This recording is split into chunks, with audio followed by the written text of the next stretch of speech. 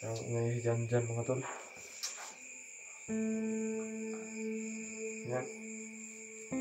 Yan lang yung panihapon natin ngayon. Saging lang mga tol. Wala talaga. Lagi binangay lang kung kakain namin. At mga lagot mo lang mga tol kasi wala talaga kami pira eh. Wala kami pambili. Si Romnick andun pa sa labas dyan. Nagbabantay sila dyan kasi bumalik po ba yung 5 tao lang na nagmamasid-masid. Mga tol, talaga yung hinahanap mga tol. What's up mga tol? Pagpalang gabi sa inyong lahat. Dito po ngayon mga tol sa kwarto nagtatago kasi yung mga bandido mga tol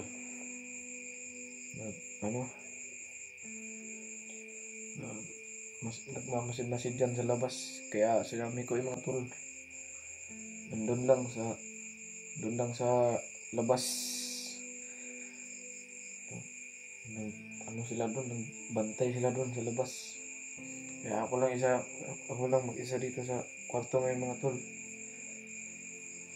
Saka dito ako nila pinatago kasi ako yung hinahanap ng mga bandido. Ayan mga tol.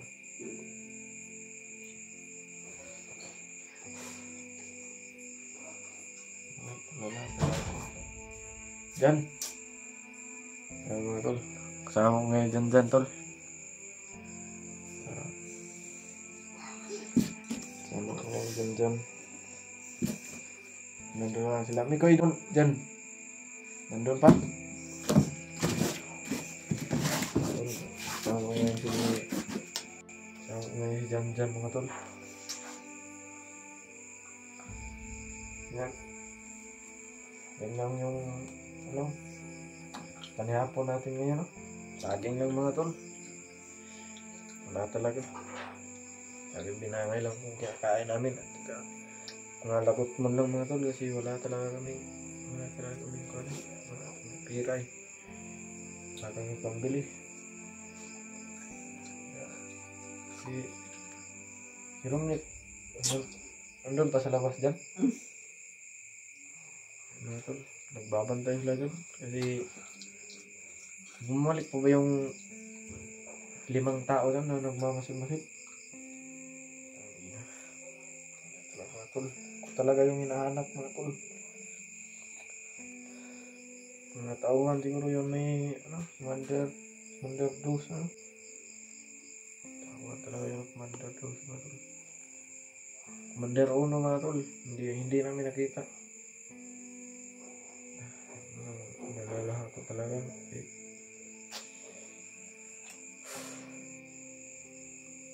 kaya ko lang yung buhay mga tol. Maligtas lang si Mikoy.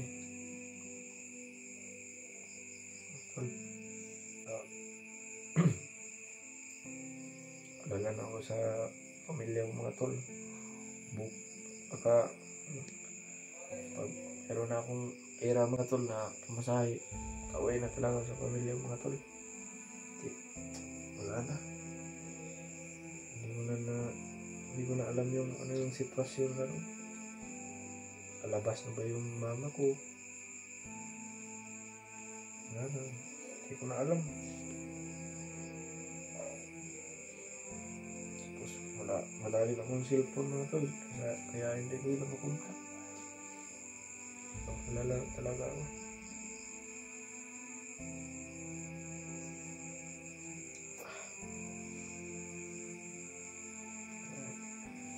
Gutom na kami. Wala na kami kain yun. Balik na naman tayo sa kamuti na dyan no. Kamuti naman yung kakainin namin ngayon. Mahirap talaga natin. Narinig kong yung pagligtas ko kay Mikoy, yung narinig kong salita ni Commander Dos.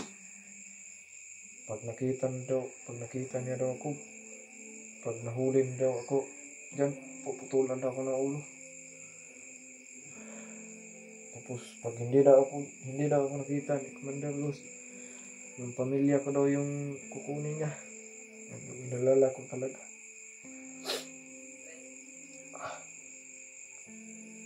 Ngayon, nahilam naman ako ni Mikoy ng sanina. Kasi wala akong sanina talaga, wala akong dala. Naiwan ko lang pagligtas ko kay Mikoy. Inaabol kasi kami. Yung bag ko, naiwan ko dun. Paita. Yeah. Shout out lang sa inyong lahat yan.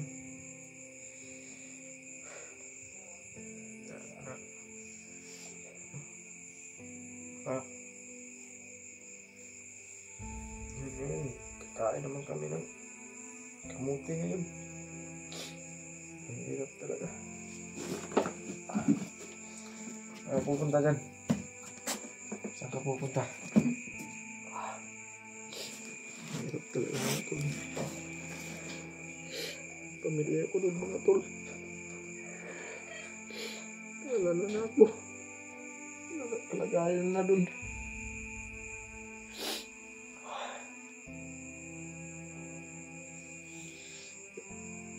Gusto ko na sanang umuwi. Kaso wala akong pera pamasahe mga tol.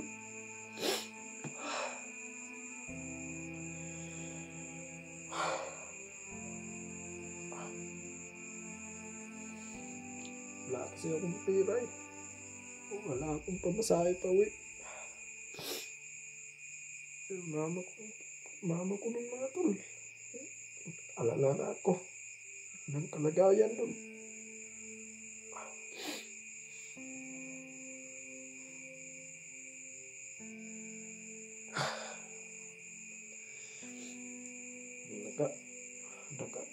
Lapas na ba yun yung mama ko mga tol sa hospital?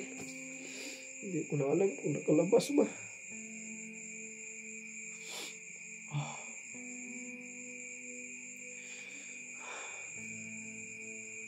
Hindi ko na talaga alam talaga yung mama ko doon. Tiis ko lang.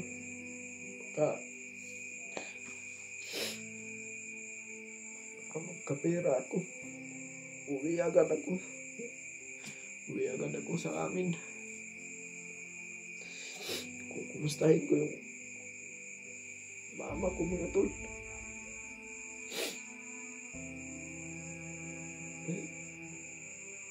Labanan kasi yun mga tol.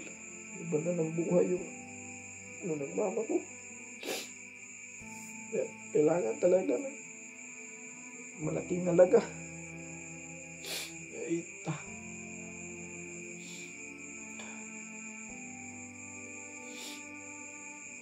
Ayun mga tol.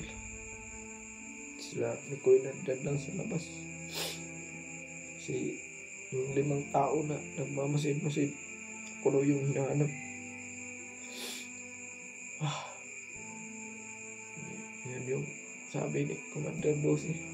Pag nahuli daw ako, puputulan daw ako ng ulo. Hindi daw ako nahuli. Yung pamilya ko daw yung kukunin niya. Yung idadala mga tol. Ligtas pa ba ang buhay ng mama ko? Wala kasing nagsabi sa akin dito na ganyan yung kalagayan ng mama mo. Ganyan, nakauwi na. Walang nagsabi. Wala kasi kami yung mga kilala dito. Yan lang, yung mga kasamahan ko lang.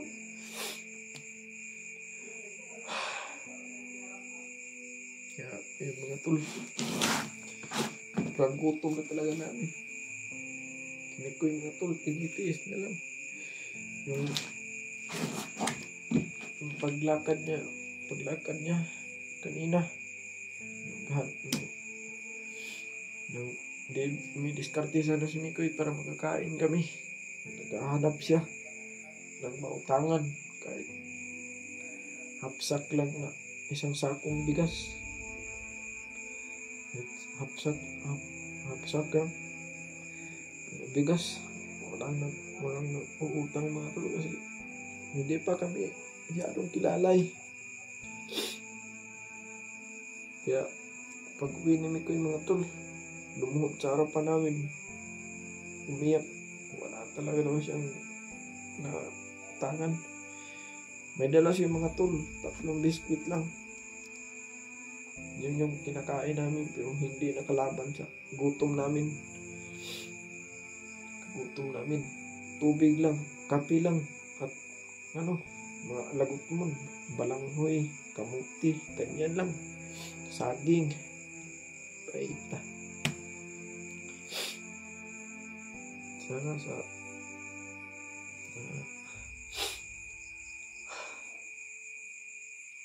hindi ako nag-aalala sa kalagayan ko mga tol.